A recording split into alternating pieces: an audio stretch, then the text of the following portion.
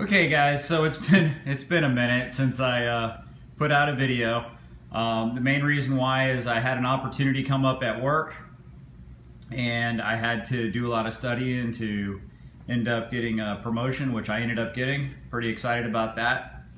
But now that that's done, I have some time to work on the tank.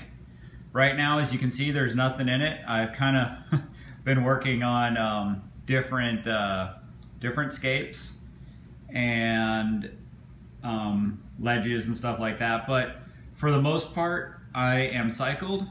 I followed the cycle that Cyber Aquarius lays out with the Dr. Tim's. If you're interested in that, I would definitely check out Cyber Aquarius's video. It's very detailed, so there's no reason for me to go into it. As far as the Red Sea, I do have a couple of things I want to discuss with you. And right now, as far as my cycle, I have 10 parts per million of nitrates, and I'm not sure if that's from leaching from the rocks or what it is, because I really haven't put any food in it. I have done, out of the 50 gallons I've done a couple small water changes, and the nitrates seem to stay where they're at. So I'm working on that.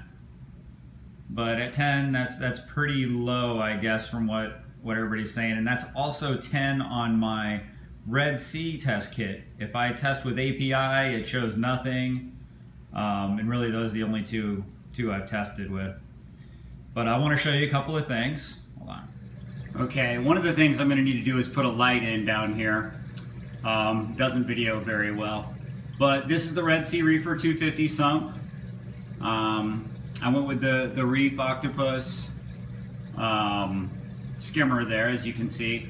In the back, I'm going to try and do this. In the back, I have the BRS reactor. And hold on, sorry. What I did, I don't know if you can see it, but there's a board that this is actually attached to. I put a little foam pad that comes with a lot of the stuff that we buy in this hobby. I painted it black. And the reason I did that is, as you take apart and unscrew the reactor, if you have that to where it is hooked into the side of the tank or screwed into the side of the aquarium, the stand, it's gonna pull on that wood, and I didn't want that. So I just took a piece of wood, painted it.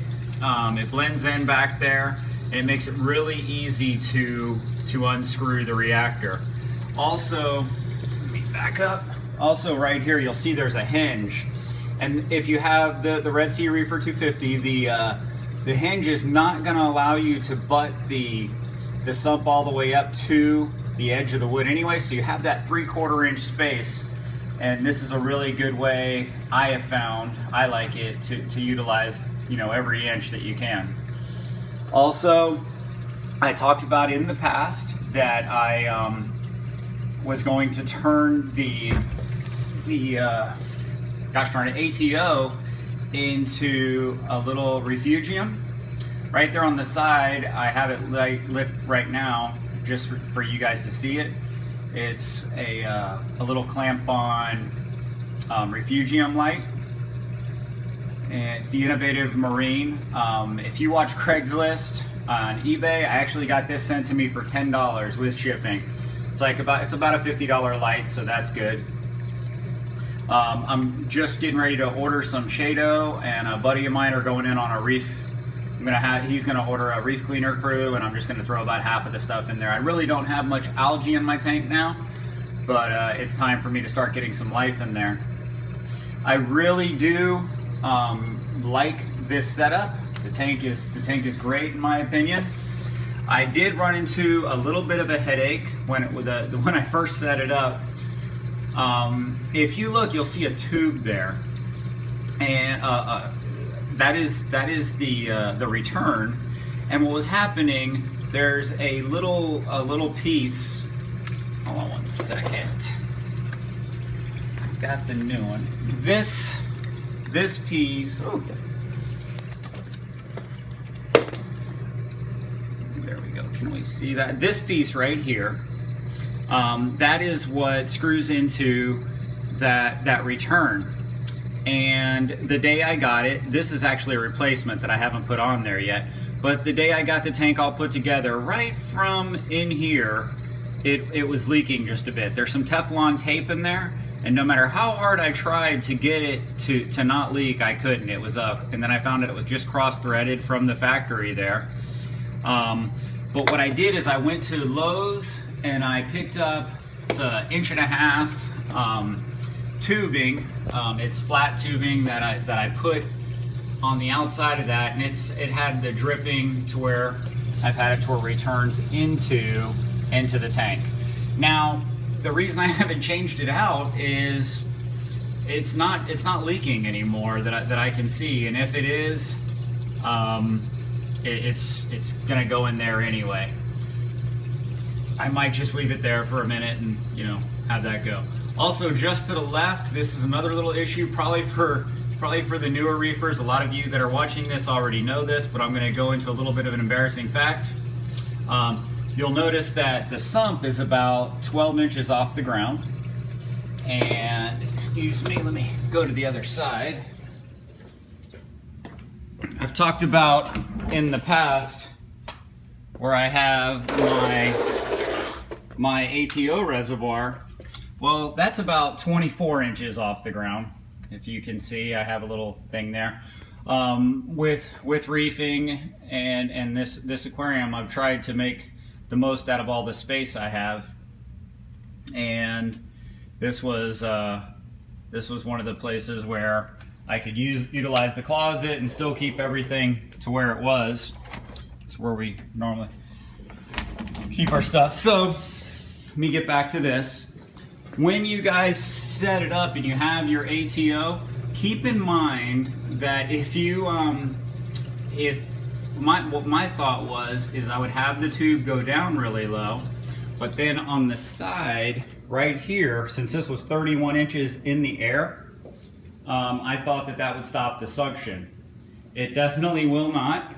So what I did is I just attached this tubing, and now that's up above, I don't know if you can see it, the return is just above the 31 inch mark here, and it leaks down, or when the ATO is necessary, it just goes in there and fills it up, makes everything work as it should. I also have the fan there. I have it set up to where if the aquarium were to reach 79.5 degrees, the fan would come on. I've tested it. And it seems to be working out, even though it's just going over the top of this small refugium area.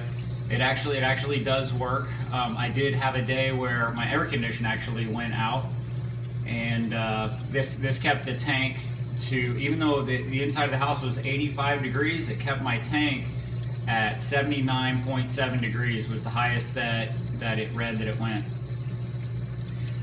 So I think that was pretty effective. Obviously I turned the lights off and everything, and that was a blessing in disguise that I didn't have anything of consequence in the tank. Don't want to hold you up too much, but I do want to show you one other little project I had because I had a little bit of time. Hold on. What I did is I've set up, everybody talks about the fact that you should have a quarantine tank. And because I had the time and because I can't stay off Craigslist around here, I came across this column tank.